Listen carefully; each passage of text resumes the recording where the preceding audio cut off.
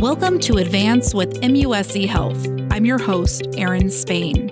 This show's mission is to help you find ways to preserve and optimize your health and get the care you need to live well. Maintaining a healthy weight can feel like an impossible challenge, especially for those who suffer with complex medical issues that can cause weight gain and lead to obesity. And chronic weight issues are often linked to diseases like diabetes, heart disease, and certain types of cancer, posing additional health risks.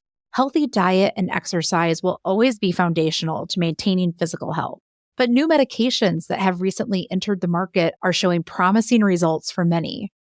MUSC Health has been helping its patients manage weight since 1974, and here to share the latest weight loss management options available is board-certified nurse practitioner Amanda Clark from MUSC Health Primary Care Forest Drive in Columbia. Welcome to the show. I'm glad to be here. Thanks.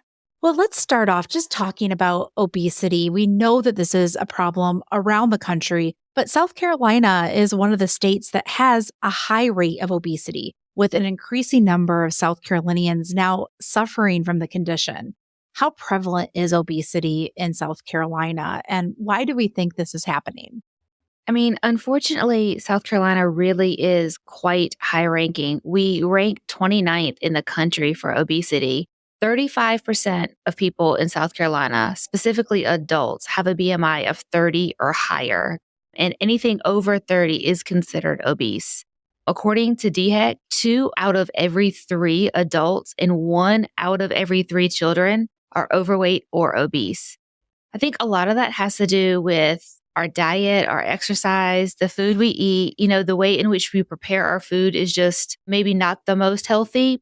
Obesity can be linked to these chronic diseases, like you mentioned before, diabetes, heart disease, certain types of cancers, and that's what we see run rampant here in South Carolina.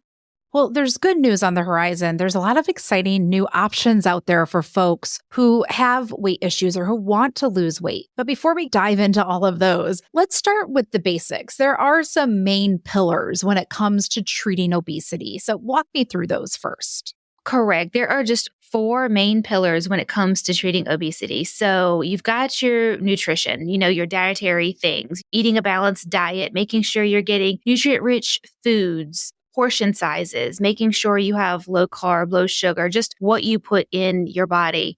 And then we have the second one, which is physical activity. It's important to engage in at least 150 minutes of moderate exercise, like walking, or 75 minutes of vigorous exercise if you want to run, do some cardio per week, and then do strength training, stretching, just keeping that body moving. The third one, which I think is a lot of times not even really discussed, is behavioral therapy. That involves counseling or talking to other people about addressing emotional eating, developing healthier habits or support groups. I think that a lot of people don't discuss that, and that is really important. And then, of course, the fourth one is our medication or medical intervention. That could be medicine or something as far as bariatric surgery. So healthy diet and exercise, as you mentioned, it's crucial to health for a variety of reasons, even outside of weight loss. But for some, diet and exercise are not always a direct path to weight loss. Why is that? That is so true. And I feel like that can be so frustrating for so many people because, you can be super healthy, have a wonderful diet, but it doesn't always lead to that weight loss. You can have other issues like genetic issues, metabolism, hormone imbalance like thyroid disease, insulin resistance.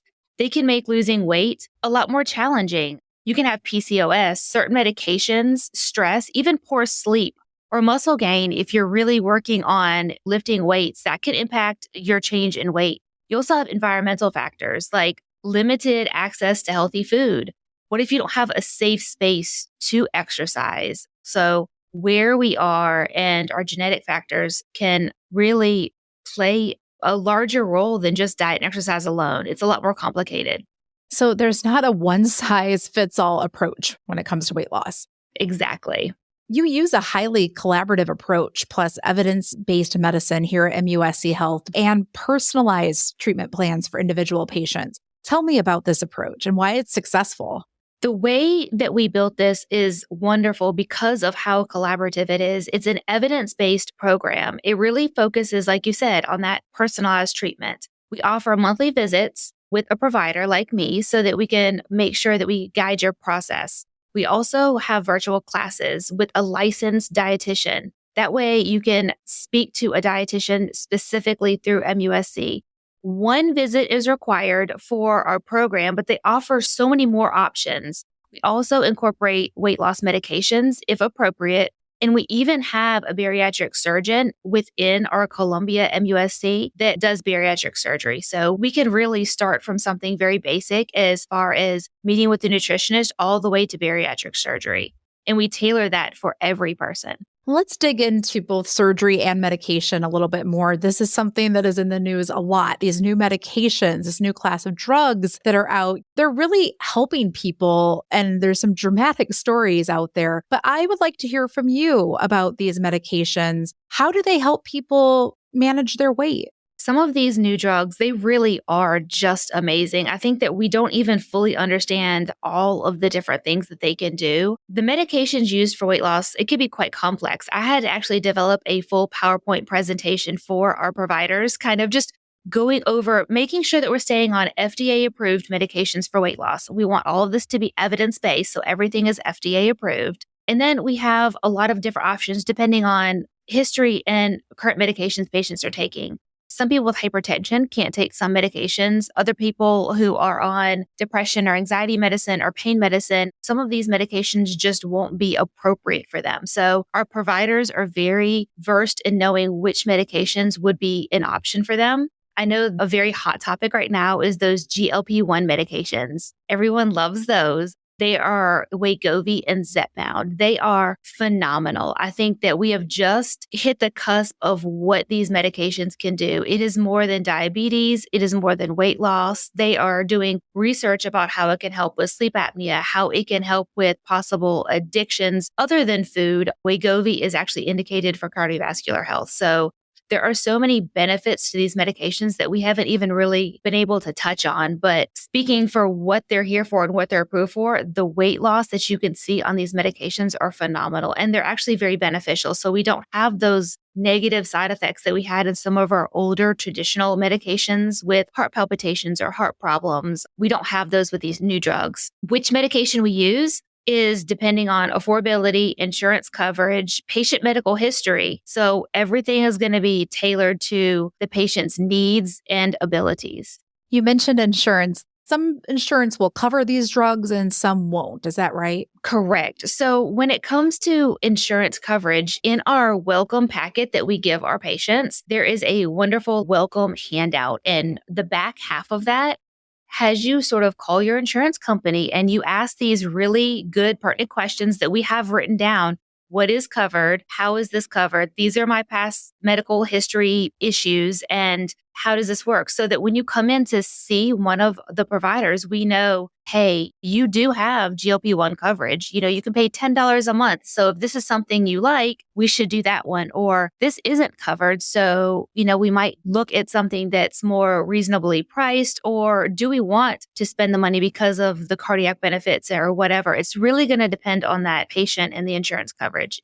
It sounds like you do partner with your patients, though, to explore what's available to them because it can seem a little overwhelming to some people if they're not sure how their insurance works or what's covered or not. Absolutely. And I think that giving them the questions to ask is very helpful so that they know what to ask their insurance companies. And then knowing what they're able to handle, what they can take as far as what is appropriate for them will help lead them. Because I know a lot of patients in our program, they still take Wegovy and Zepbound, even when not covered by insurance. Because when we go over our benefits and our goals, these are things that are going to get us what we're looking for the best way possible. So I still have a lot of patients who love these, whether they're covered or not.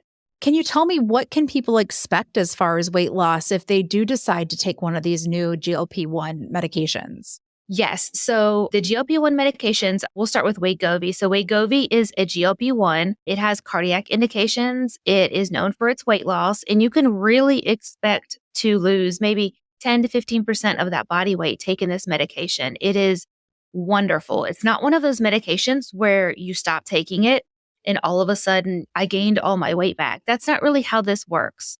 The GLP-1 drugs, they help you slow down your digestive system. You get fuller faster and you stay fuller longer. It's sort of that chemical feeling of having less room in your stomach. So my patients, I stress to them prioritizing making sure that they eat meals, that they drink their protein, that they get their vitamins and minerals, but your portion size is going to be very reduced. So as long as we continue this and this becomes a lifestyle and a habit, these are tools that you can use that you may not necessarily need to be on long term. One of the catchphrases that people are saying as of recently is food noise. You don't really have that food noise, the desire to have a bag of chips or stop by the gas station and get something or go by McDonald's drive-thru. That desire just really decreases and you don't have that noise in your head, which makes you feel a little more in control of yourself, more in control of what you decide to put in your body. The Zepbound is a little bit different. It is a GLP-1, but it also has something that none of the other medications do called a GIP inhibitor.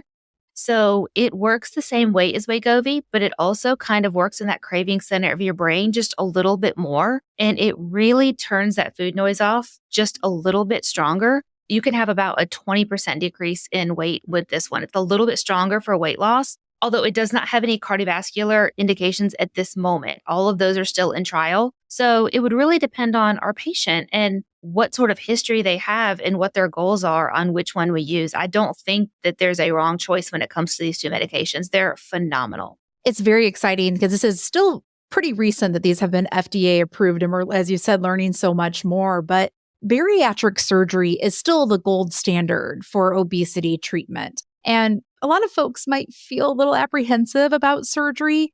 Could you explain to me what bariatric surgery is and the options that are available to patients if this is something that their insurance will cover and that they want to try?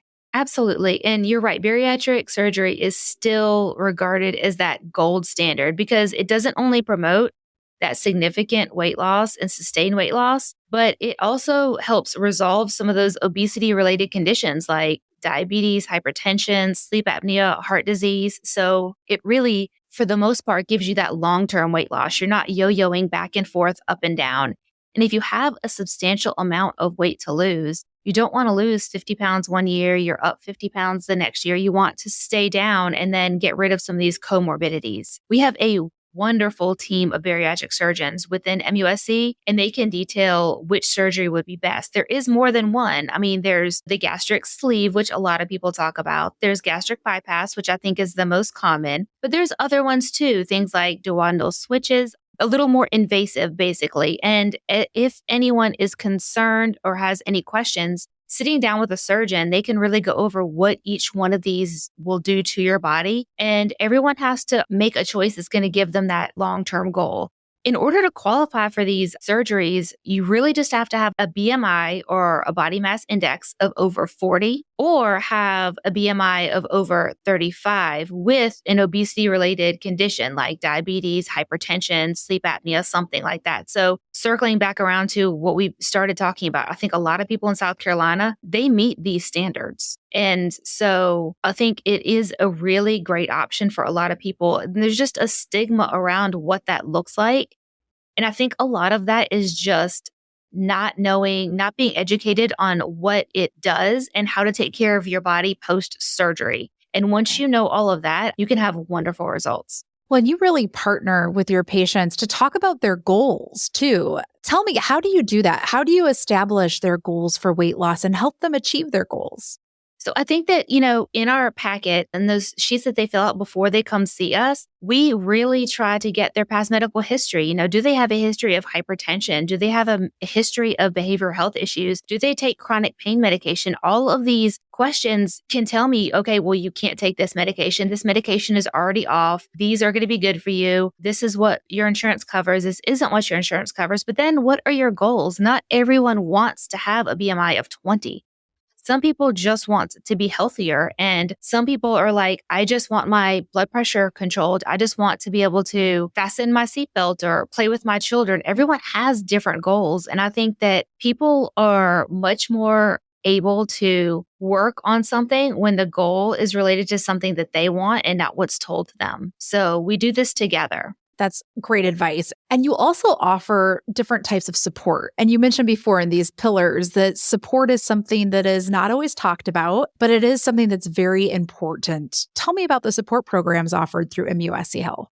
MUSC Health is partnering with MUSC in Charleston. And MUSC Charleston has a weight management program that has been around for decades. It's been very successful. They do all of the things. So now that we're bringing this to the Midlands, we are able to offer the weight management classes and support groups. So it's not just that one visit where you have that nice meeting with a dietitian. It can go on to several classes. It can be in groups. It can be one-on-one, so that anything that you're concerned about, if you're unsure of what healthy means or what you need to do, this can be tailored to make sure that you have all the tools you need to be successful. Tell me some of your favorite success stories from working with folks at MUSC Health on weight. I think for me, just seeing people overcome that challenge of weight, seeing my patients listen and understand and then get success. I think so many times our obese patients, they put a barrier up. They have this defensive mechanism where, oh, I do everything right. I already eat healthy. Absolutely. I already do that. I've tried everything. And it's more of just a barrier. And when that sort of melts down and they see that I'm not here and none of the other providers are here to cast judgment or to say, all right, lose 5 pounds. I'll see you tomorrow. We work together. And when they see that and all of that sort of melts away, I think that people open up and they're like, I did what you said. I started drinking protein shakes and I decided to cut out my sugar. I've lost 4 pounds this week. And you yourself, as you mentioned, you have a success story. Do you mind sharing that with us? So in 2019, I found myself in the situation of most of my patients. I would look in the mirror and I didn't even really see myself anymore. I'd went through a pretty hard decade of trying to get pregnant and going to school, and just life gets really out of control. You do a lot of eating for fun or eating because you're tired or because you're sick or because you're happy or because you're sad or for whatever reason. And I really became overweight. I was 309 pounds. And I was one of the same people. I eat pretty healthy. I am 100%. I do a pretty good job. I don't know what's wrong with me. I guess that this is just the way I'm made. It wasn't. I wasn't like that in high school. And it's not how I was made. It was what I was really doing. I eventually realized that my approach was flawed and I needed to acknowledge the fact that I needed a different strategy and that maybe there were some things that I could possibly change. So I went to a bariatric surgeon. I spent 6 months focusing on dietary changes, increasing physical activity, and then I achieved my initial weight loss goal and they approved me for gastric bypass surgery. That was in 2019. I have lost 183 pounds. Some of it was through surgery, but some of it was through these GLP-1s. I myself am diabetic. So changing my diabetes medication to the GLP-1s, getting rid of that food noise, really helping me with, I'm not eating because I'm hungry. I'm eating because I feel like it for whatever emotional reason it was. And reshaping that relationship with food has been ridiculously rewarding, amazing. I eat a low carb, low sugar diet, portion controls. I even went under skin removal surgery this past May.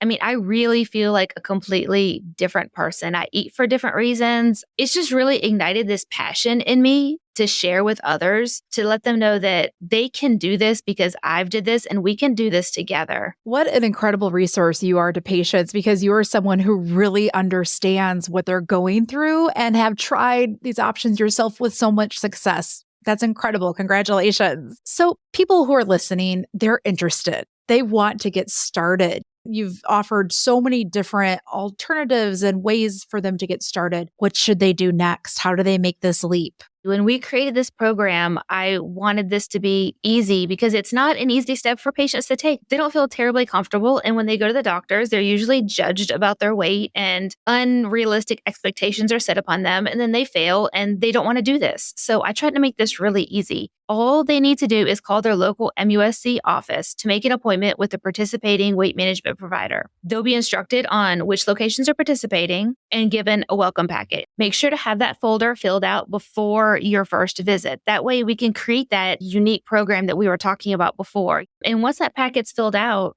and that appointment's made, we can just get started on that first day. So we've made it really simple and I follow them monthly. Every month we do weight checks, we do talks so that they're not by themselves with us at all. Well, you've already been so generous in sharing your personal story, but I want to ask a question that we ask everyone who comes on this podcast. What do you do to optimize your health and live well? I realized that I don't have all the answers all the time, and it's okay to need help. I think that a lot of us think that we can do this on our own. I definitely thought that. I mean, I'm a provider, or even before that, I was a nurse. I should know this. And one of those things where, you know what, maybe this isn't my strength. So I think that just making sure that we know that we can't do this all on our own and that this is meant for people to share their stories. And that's the best way to do it. Well, thank you so much, Amanda Clark, for coming on the show, sharing your story and all of these options available to patients. Really valuable information. So thank you so much. You are so welcome. I'm so excited to bring this to the Midlands and let everyone work on being healthy. We can change these numbers of the obesity rate in South Carolina one person at a time. For more information on this podcast, check out advance.muschealth.org.